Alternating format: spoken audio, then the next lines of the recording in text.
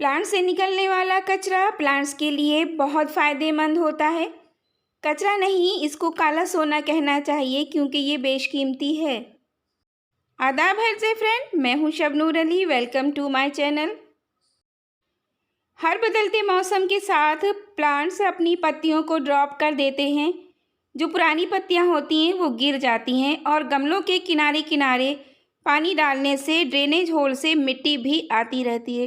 तो जब हम सफाई करते हैं तो इस कचरे को कलेक्ट करके फेंकना नहीं है, इसको यूज़ करना है अपने गार्डन के लिए ही, अपने प्लांट्स के लिए। पत्तियों के ज़रिए बनाई हुई खाद में नाइट्रोजन और भी माइक्रोन्यूट्रिएंट्स होते हैं जो प्लांट्स को फ़ायदा पहुंचाते हैं। इस बिग प्लांटर में जो मैंने पानी की टंकी काटकर बनाया था, बहुत सारी मिट्टी चाहिए होती है और इसको चाहिए है मॉइस्चर, क्योंकि बहुत तेज़ धूप में रखा है। अब मिट्टी को नमी देने के लिए और मिट्टी को सॉफ्ट और हल्का रखने के लिए ये खाद बहुत ज़रूरी है, इसलिए मैं इस प्लांटर में डाल रही हूँ साइड पर। अब इस कचरे को आप बोरी में भी इकट्ठा कर सकते हैं और उसमें भी लीफ मोल्ड तैयार कर सकते हैं। इस तरह से प्लांट्स की भी सफाई हो जाती है और खाद भी तैयार हो जाती है आपके पौधों की हेल्थ के लिए। तो प्लांट्स के भी जितने पत्ते हैं आप उसको क्लीन कर लीजिए। प्लांट्स पर से एक्स्ट्रा वज़न हट जाएगा और प्लांट से न्यू ग्रोथ लेगा, अच्छा भी लगेगा ग्रीन ग्रीन।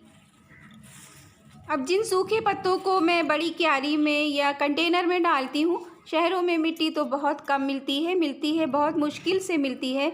तो ये लीफ कंपोस्ट मिलाते रहते हैं, डालते रहते हैं, पानी पड़ता रहता है और स्लो रिलीज़ खाद तैयार होती रहती है।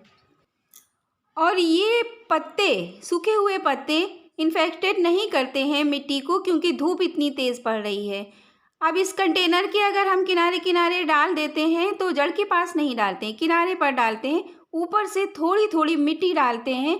वो मिट्टी में मिलकर बहुत फ़ायदा पहुंचाते हैं और थोड़े ही दिन में गलकर कंपोस्ट तैयार हो जाती है, पौधों को मिलती भी रहती है, पौधा भी चलता रहता है।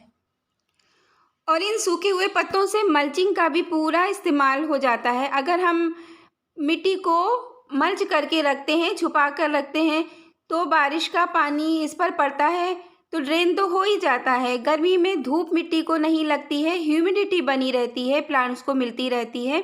और सर्दी में बहुत कोहरा और ठंडक से मिट्टी बची रहती है, जिससे रूट्स नहीं गलती हैं। अब यहाँ पर देखिए, मैंने बोरी में कलेक्ट करके रखा है और ये है कचरे से तैयार की हुई खाद, मिट्टी मिली हुई थी। तो अब ये बिल्कुल रेडी है और जब हमें गमला भरना होता है तो भर देते हैं, बनाना नहीं पड़ता है। इसमें सब कुछ मिला है, राइस हस्क भी मिला है, कंपोस्ट भी है, क्योंकि ये मैंने काऊ डंग और गोट मैन्योर से तैयार किया था। पत्ते कलेक्ट करने के लिए कहीं बाहर नहीं जाना पड़ता है। देखिए, सीज़न के साथ तो पत्ते भी सूख रहे हैं और सीड्स भी डेवलप हो रहे हैं। तो इस तरह से सीड्स भी निकाल लीजिए, एक्स्ट्रा पत्ते हटा दीजिए, प्लांट आपका साफ़ सुथरा हो जाएगा और उन पत्तों से आप खाद तैयार कर सकते हैं। कुछ दिन के लिए बड़े पत्ते हैं तो मैं सूखने के लिए डाल दूँगी, 2 ही 3 दिन में बिल्कुल धूप में सूख जाएंगे और उसको आप क्रश करके बोरी में भर के, बोरी में 2-4 छेद बना लीजिए और थोड़े थोड़े दिन में उसको पानी देते रहिए। और अगर आप किचन वेस्ट भी मिला के रखते हैं तो उसमें खुद ही इतनी नमी होती है और यही नमी बिल्कुल सूखी हुई खाद में मिलकर उसको गला देती है। सब्जियों के छिलके भी उसको गला देते हैं तो खाद जल्दी तैयार हो जाती है। और आप चाहें तो उसमें वुड ऐश और आप हल्दी पाउडर मिला के रख सकते हैं ताकि फंगस ना हो उसके अंदर। इस तरह का वर्क गार्डन में करते रहिए और खाद बनाते रहिए। 5-6 महीने में तैयार हो जाती है और बहुत हार्ड खाद 1 साल में तैयार हो जाती है। कंटिन्यू अगर आप ये सब करते रहेंगे तो कभी भी आपको खाद खरीदने की ज़रूरत नहीं पड़ेगी। मार्केट में मिलने वाली खाद कीमती होती है, महंगी होती है और ज़रूरी भी है, प्लांट्स के लिए ख़रीदना तो पड़ती ही है। तो अगर आप एक्स्ट्रा खर्च से बचना चाहते हैं और प्लांट्स को हेल्दी रखना चाहते हैं तो इतना वर्क कर लीजिए, बिल्कुल फ्री में खाद तैयार है। Leaf mould compost organic gardening के लिए 100% सेफ होती है।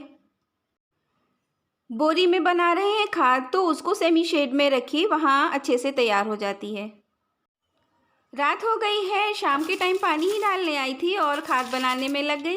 तो फिर आपको अगर वीडियो अच्छा लगा है तो लाइक कीजिए, शेयर कीजिए, मेरे चैनल को सब्सक्राइब कीजिए, ऑल नोटिफिकेशंस के लिए बेल आइकन पर क्लिक कीजिए। अल्लाह हाफिज़।